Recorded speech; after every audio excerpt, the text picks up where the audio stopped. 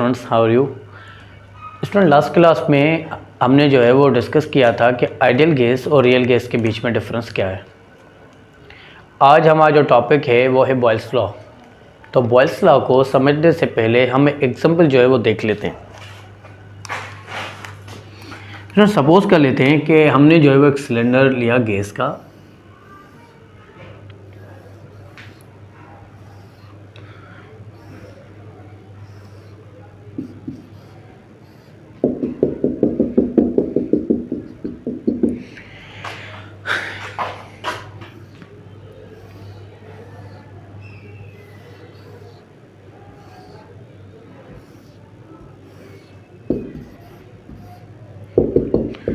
Suppose कर लेते हैं कि हमने जो है वो एक सिलेंडर लिया हुआ गैस का और इसमें हमने जो है वो गैस डाल दी है।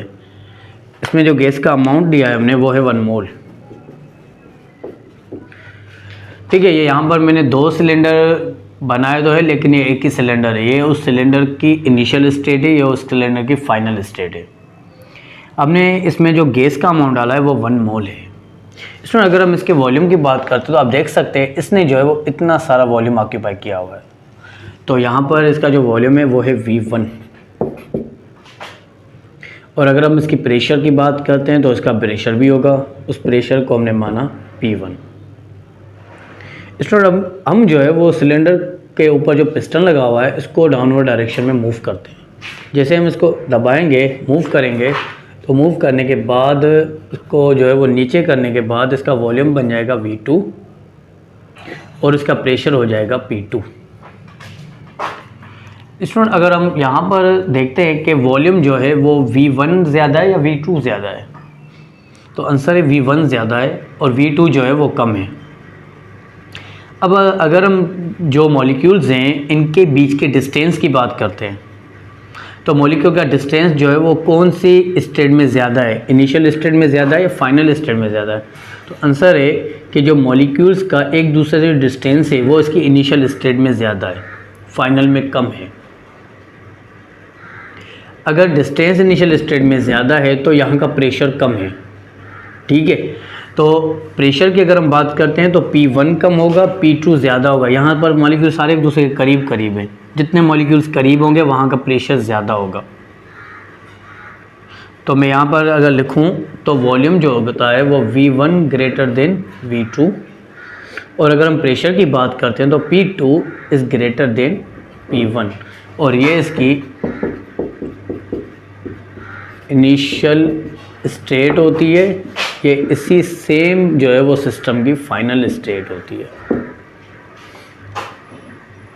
अब इसका मतलब ये है कि जहाँ पर आप वॉल्यूम को जो है वो ज़्यादा कर रहे हैं वहाँ का प्रेशर कम है, और जहाँ वॉल्यूम को कम कर रहे हैं वहाँ का प्रेशर ज़्यादा है।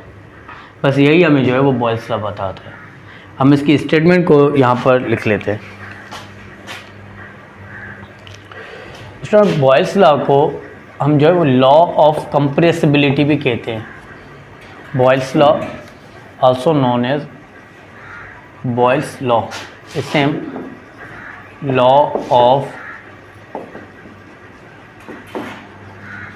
कंप्रेसिबिलिटी भी कहते हैं, क्योंकि हम यहाँ पर गैस को कंप्रेस करते हैं। ठीक है, और ये दिया था हमें रॉबर्ट बॉयल ने। रॉबर्ट बॉयल ने हमें दिया था 1662 में। ठीक है, 1662 में हमें जो है वो रॉबर्ट बॉयल ने दिया था हमें। तो उसकी स्टेटमेंट को हम लिख लेते हैं कि इसकी स्टेटमेंट जो है वो क्या बता दी हमें।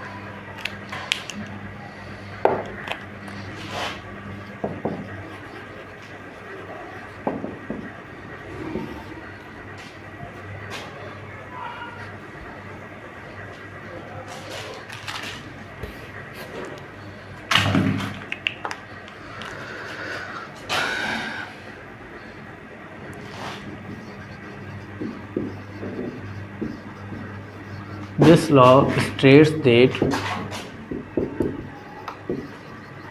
for any given mass of gas at constant temperature,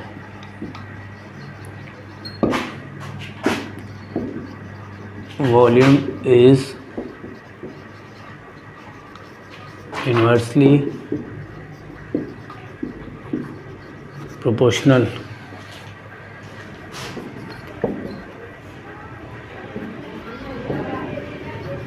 to the pressure.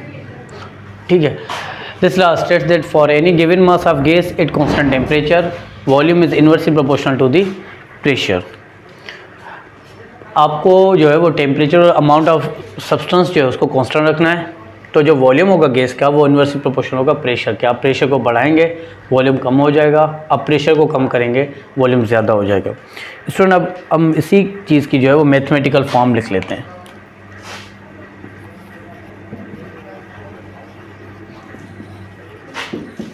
Mathematical form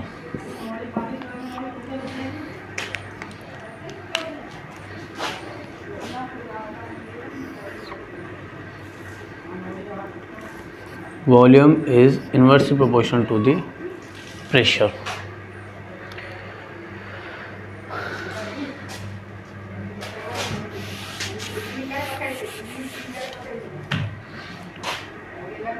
volume is inversely proportional to the pressure. Proportional हटेगी तो कांस्टेंट आ जाएगा, तो V is equal to K upon P। बेटा डिवाइड, यहाँ पर P divide हो रहा है, यहाँ कर मल्टीप्लाई हो जाएगा, तो PV is equal to K। ठीक हो गया। तो ये जो है वो नीचे हमने क्वेश्चन जो लिखी है ये बॉयल्स लॉ को रिप्रेजेंट करती है। बॉयल्स लॉ की है कि product of pressure and volume is a constant. ठीक है, वो कांस्टेंट ही रहेगा। प्रेशर वॉल्यूम का जो प्रोडक्ट है वो कांस्टेंट रहेगी। अब एक चीज़ को बढ़ाएंगे दूसरी चीज़ कम हो जाएगी। अगर हम इसकी इनिशियल और फाइनल स्टेट को यहाँ पर लिख लेते हैं तो इसकी जो इनिशियल और फाइनल स्टेट बनेगी, initial state is equal to final state.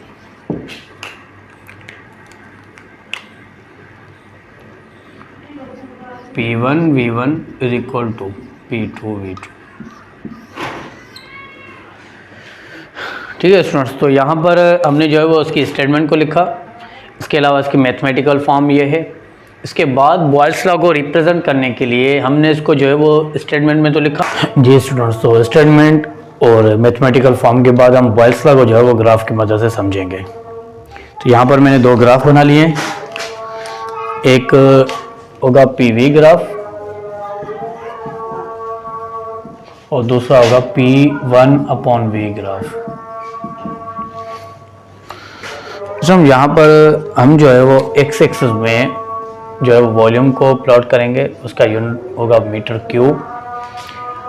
y axis में हम प्रेशर को प्लॉट करेंगे, इसका यूनिट होगा न्यूटन पर मीटर स्क्वायर। इसके जो है वो x एक्सिस में प्लॉट करेंगे 1 अपॉन वॉल्यूम, जिसका यूनिट होगा मीटर पर पावर -3। प्रेशर होगा, इसका यूनिट होगा न्यूटन पर मीटर स्क्वायर। तो अगर हम यहाँ पर बात करते हैं इसकी,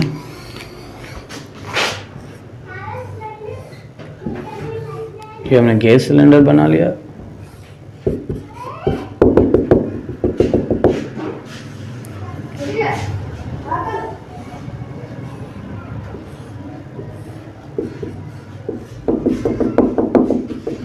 हमने यहाँ पर जो है वो गैस सिलेंडर में गैस डाल दी है। ठीक है, फिलहाल इसकी इनिशियल स्टेट ये है। अगर हम यहाँ पर नोट करते हैं तो इसका वॉल्यूम V1 है और प्रेशर P1 है। इसका वॉल्यूम अगर हम देखते हैं V2 है और प्रेशर इसका P2 है। अब दोनों में ज़्यादा जो प्रेशर है वो ये वाला है P1। जब प्रेशर ज़्यादा है तो वॉल्यूम इसका कम है। तो यहाँ पर बना लेते हैं हम इसको कि ऐसे स्टेट में इसका प्रेशर यहाँ पर है P1 और उसका वॉल्यूम है V1।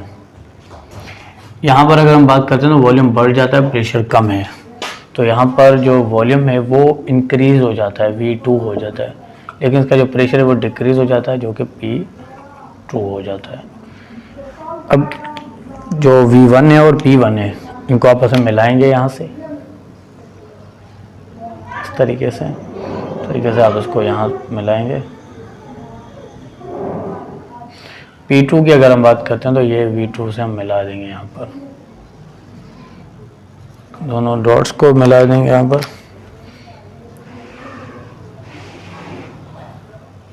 इस तरीके से।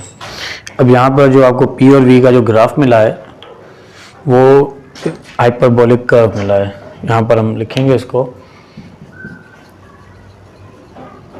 Hyperbolic curve. इसमें हम यहाँ पर अगर हम देखते हैं कि प्रेशर बढ़ रहा है, उसका वॉल्यूम कम हो रहा है। अगर वॉल्यूम कम हो रहा है तो 1 अपॉन वॉल्यूम ज़्यादा हो रहा है। यहाँ पर प्रेशर अगर कम हो रहा है तो वॉल्यूम बढ़ रहा है। जब वॉल्यूम बढ़ रहा है तो 1 अपॉन वॉल्यूम, वॉल्यूम का जो इन्वर्स होगा वो ज़्यादा होगा। तो यहाँ पर हम बना सकते हैं ये 1 अपॉन V1, 1 अपॉन V2, ये P1 होगा।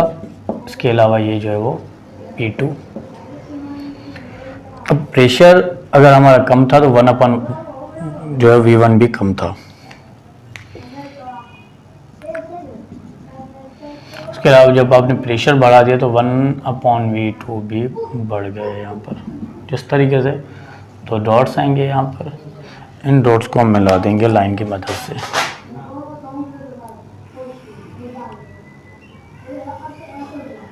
इस तरीके से हम जो है वो उनको मिला देंगे। अब जो P और 1 अपॉन V का ग्राफ मिलेगा उसे हम कहेंगे स्ट्रेट लाइन। ये आपको स्ट्रेट लाइन ग्राफ जो है वो उसका मिलेगा। इस तरीके से आप जो है वो बॉयल्स लॉ को ग्राफ की मदद से रिप्रेजेंट करेंगे। अब अगर P और V के बीच का ग्राफ बनाएंगे तो आपको हाइपरबोलिक कर्व मिलेगा, और अगर आप P और 1 अपॉन V का ग्राफ बनाएंगे तो वो आपको स्ट्रेट लाइन मिलेगा। इसके बाद P V is equal to K, ठीक है, ये इक्वेशन जो है बॉयल्स लॉ की है। अब इसमें जो K होता है उस K के यूनिट्स और डायमेंशंस जो है वो कौन कौन से हैं और किसके जैसे हैं, इस चीज़ को हम थोड़ा देखते हैं। पहले हम K के यूनिट्स निकालते हैं, फिर डायमेंशंस निकालते हैं, फिर हम ये देखते हैं कि जो है वो उसकी कौन सी क्वांटिटीज है जिनसे ये K के यूनिट्स और डायमेंशंस मिलते जुलते हैं।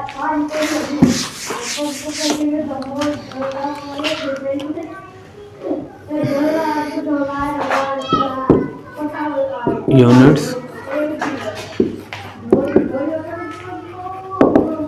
in dimensions of K,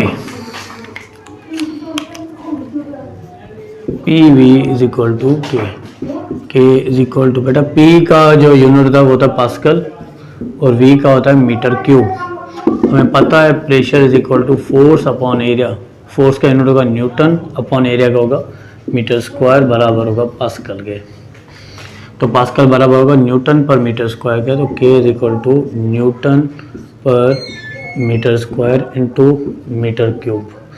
square इसमें जाएगा, बाकी बचेगा यहाँ पर 1 मीटर, तो K is equal to Newton metre.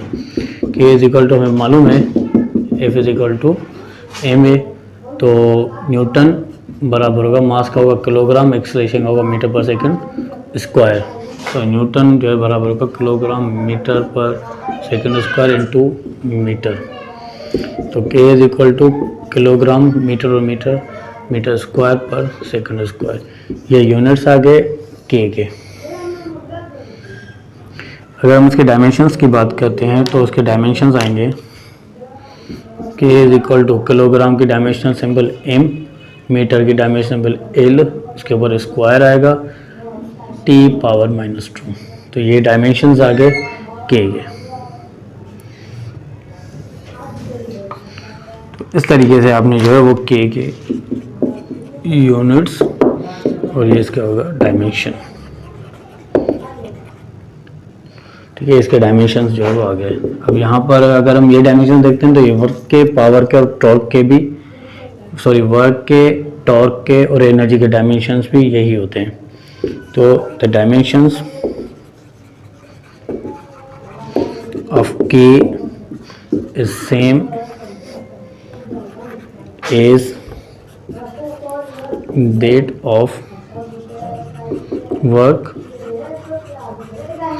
energy and torque, ठीक है स्टूडेंट्स। तो यहाँ पर जो है वो हमने आज अभी जो है हमने ग्राफ्स को, बॉयल्स लॉ को हमने यहाँ पर बॉयल्स लॉ को जो है वो मैथमेटिकल फॉर्म में, स्टेटमेंट में, ग्राफ में डिस्कस किया। इसके अलावा हमने जो है वो K के यूनिट्स और डायमेंशंस भी निकाले हैं। तो आज के लिए इतना ही। इसके बाद अगला जो लेक्चर होगा जिसमें हम चार्ल्स लॉ को डिस्कस करेंगे। तब तक के लिए अल्लाह हाफ़िज़।